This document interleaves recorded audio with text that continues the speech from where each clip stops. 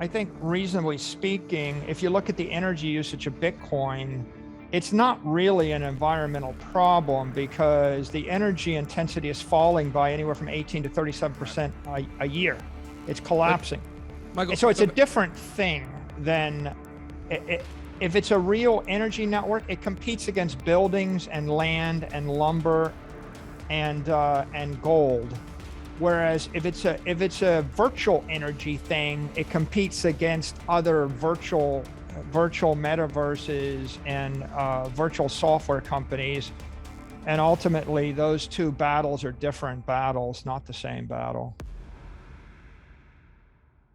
The problem is, if you're a public official, if you're a mayor, a governor, a senator, a congressman, and if you stood in front of Congress and said, I really think Facebook stock is a better store of value than the US dollar, or if you said, I want everybody in my city to own Twitter stock, people would say, it seems like a conflict of interest. Yeah, 100%. Okay, so ultimately, if you look at the crypto economy, it's, at the foundation will be commodities that are universally acknowledged property. And then you can stack on top of those things securities or other, and there are other protocols, by the way, Lightning protocol, other protocols that may not have a token, they have a place too. But the reason that Bitcoin is not going to switch to proof of stake is because, for one, of course, the entire community fought a civil war to keep the policy from changing, the protocol from changing, and that's why it is what it is. But number two, it's highly likely that if you did it wrong, you would end up becoming a security. And if you become a security, its usefulness for a nation state or a public figure would dramatically deteriorate. Plus, you've got this permission issue, which is who has permission to stake their tokens. And then the software developers have to write some code to decide who gets to stake.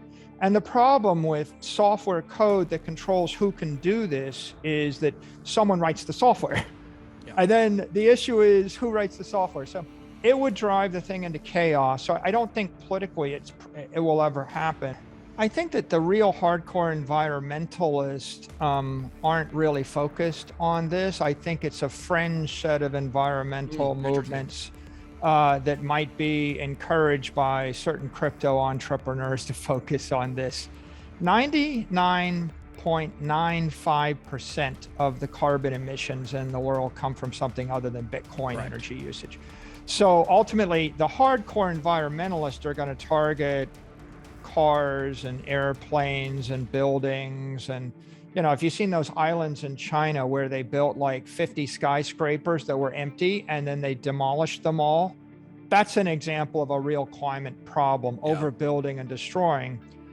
I think ultimately, if there are some people going to say, if you use an imaginary car to drive to an imaginary plane to fly to your imaginary building, and I give you imaginary food and imaginary entertainment, it's cheaper.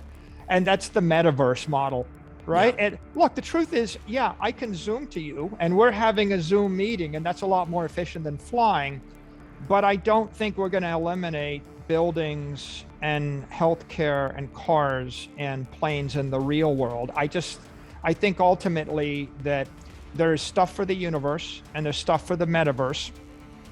You could build a great business in the metaverse. I mean, Fortnite's a great business. Facebook's got their metaverse business. There's a lot of money to be made in the metaverse, but ultimately the universe is a distinctly different thing. So I don't really think the people that are interested in carbon emissions are going to find a solution because, of course, eliminating Bitcoin keeps 99.95% of the carbon emissions. They don't really solve their problem. It's a rounding error.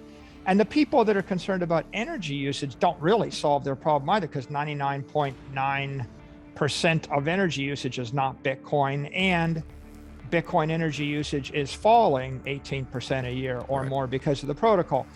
So ultimately, I think it's noise. I do think it's pretty obvious that the world wants digital currency. And I think the good news here, Ben, is that there's kind of universal agreement that digital currency is cool and useful. And here's an important thing chasm we crossed over 18 months. 18 months ago, a lot of intelligent people said, well, this cryptocurrency stuff, if it's so good, someone's going to ban it. And they're saying, well, maybe Bitcoin's so good that the government will ban it, and cryptocurrency is so good they'll ban it. I really think if you fast forward to today and you look at all the debate, it's pretty clear the consensus is, and this is following the China crackdown, the China exodus. I think the consensus is cryptocurrency is here to stay. Yeah. We need a dollar, a stable dollar. We need a digital property, you know, and 24/7, 365 trading. That's an innovation. That's faster, higher. We have high velocity monetary assets. But does this come from a place where, is this coming from a place where they've realized they can't ban it? Like, it's fruitless to ban it. So it's almost like, now let's welcome those ideas in. Yeah, I think that where we're at right now is we're crossing the chasm from entrepreneurial early stage. The first decade was entrepreneurial driven, kind of Wild West without many rules of the road. And the second decade is institutionalization and normalization and regularization. And you've got about a 36-month to 48-month period where some rules are clear. Like, I think, for example, if you want to buy $1 billion of Bitcoin and hold it for 100 years, the rule's kind of clear. You can buy it. If you sell it, you pay taxes on it. If you don't sell it, it's like you're just holding it. That's clear. If you want to transfer $100 million of Bitcoin to someone, you know, in Africa, you've probably got a KYC, you know, who you send it to. There's some things like that that are kind of clear. I think that the rules around exchanges, security tokens, the digital currencies, and what is and is not digital property, I think they're still a bit murky.